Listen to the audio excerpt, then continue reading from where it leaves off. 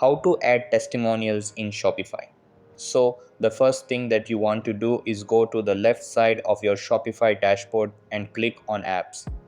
Over here, search for Testimonial Neos in the Shopify App Store.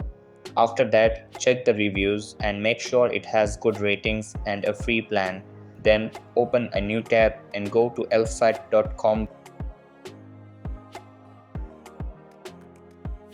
Over here, log in or sign up for free. After that, search for Testimonial slider and select the element.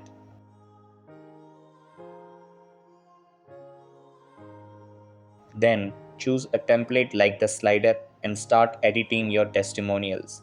Over here, you can change the content, layout, appearance, and settings.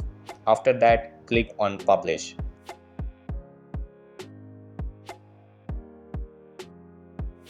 Then select the light plan. Over here, copy the embed code that appears. Then go back to your Shopify store and go to Pages.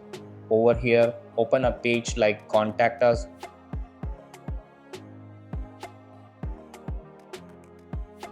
and enable the HTML editor. After that, paste the copied code.